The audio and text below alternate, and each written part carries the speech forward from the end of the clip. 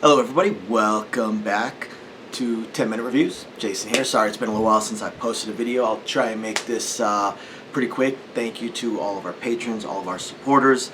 Really appreciate it. Don't forget to check the links down below for links to today's book and anything else that we might find applicable. I need to have some traffic through that Amazon thing that you guys suggest in order for it to keep going. Otherwise, I'm going to go ahead and jump right into today's video. So for today's video, I want to talk about an author I've talked about quite a few times in the past, and I'm going to fold both of the books in this little series together because from what I've read, he's not going to make a third book, although hopefully if you guys all go out and start reading it, he will. It just hasn't had a whole lot of action, but I thought it was very, very, very good. I'm talking about John Van Stry, or Jan Van Stry, or Jan Stry, man, it has so many different pen names, in his book series, Ghost Warrior 1, Ghost Warrior 2. I really enjoyed these. I actually read them a while ago. As you guys have noticed, I've been out for a little while, but hopefully I am back. And hopefully I won't have to film here every single time. Can't film the library right now. Wife's sleeping in the room right next door. Got to work tonight. I read this a while ago and put it down in my notes to film some reviews on. And then like a week later, I'm reading a blurb where John Van Stry is talking about how he's not going to be writing a book 3 because it's not... nobody's reading the first 2, which is really, really disappointing to me. So hopefully it catches on. So Ghost Warrior, we've got our main character Nash. Nash is your typical human.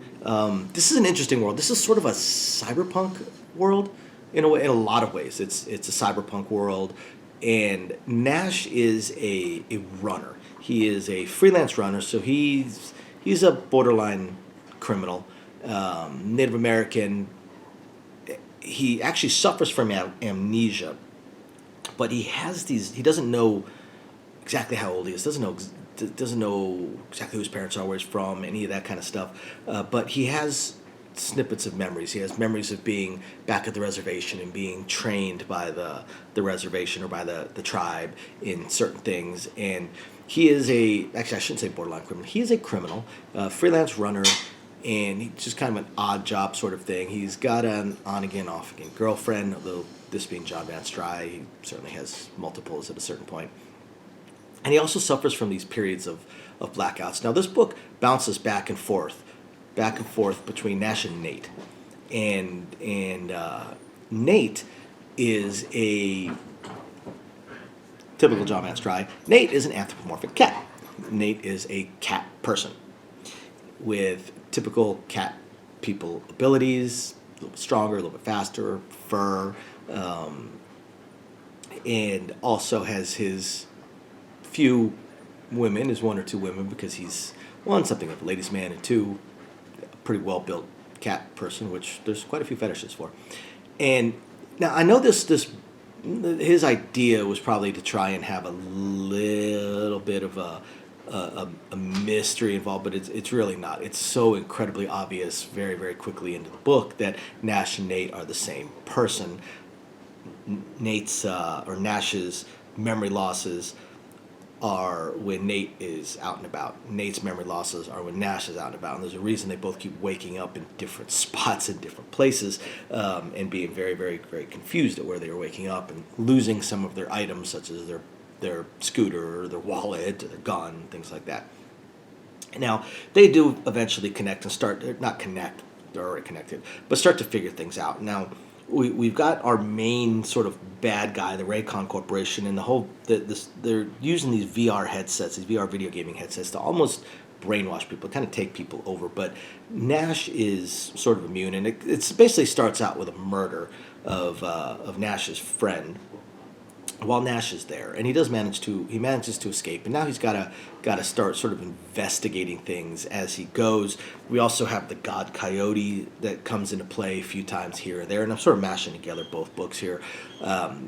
As Nash ends up figuring out exactly what's going on, and that him and Nate are the same, and Nash is the one who figures it out first, and he starts leaving. He finds a new place to live to protect his family from all these people that are coming after them, and also to try and set up like a little safe house so that maybe Nate can stop, losing his stuff and making him wake up somewhere that he doesn't really want to wake up at.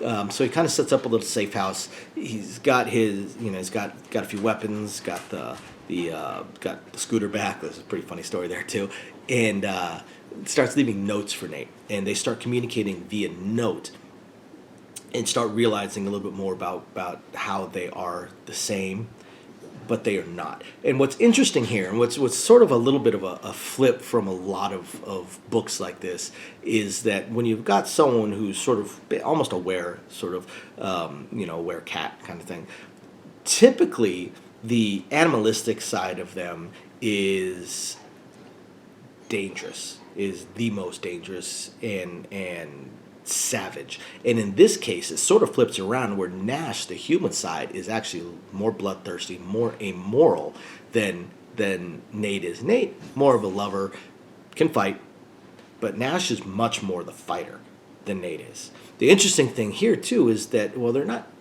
immortal, we don't think. It's extremely difficult to kill them. Shoot one of them in the chest, they're going to wake up as the other.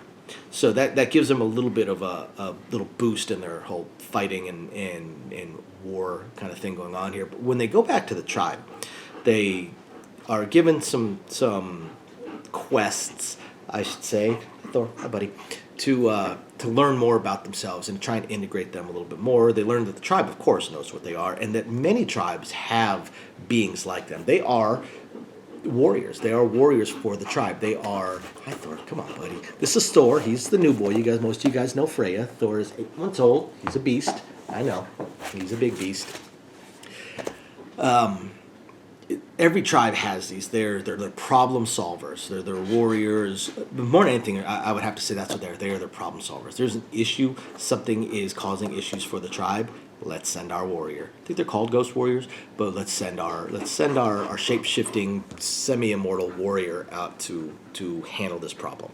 And Nash and Nate even actually managed to meet another tribe's version of this while they're dealing with some human trafficking from the tribes, plus still dealing with the Raycon Corporation and that kind of fallout. Guys, this was a fun book. Yeah, there were some weaknesses in the book, as some of the reviews, there's some of the people that talked about it pointed out. There were some things, but every book has plot holes and odd things in them. I read a book to decide, just to have fun, have a good time. And these books were fun. They were fun. I devoured them. I didn't feel the need to put it down and watch a TV show or something like that because I needed a break. No, these books were a blast. So really, guys, check them out. If you like cyberpunk, harem lit, most of John Van Stry's stuff, the cat thing, just check it out. Check it out. What can it hurt? I think if you got Kindle Unlimited, they're free. Check it out. They are a lot of fun. Thank you, everybody, for watching, and we will catch you guys next time. Bye now.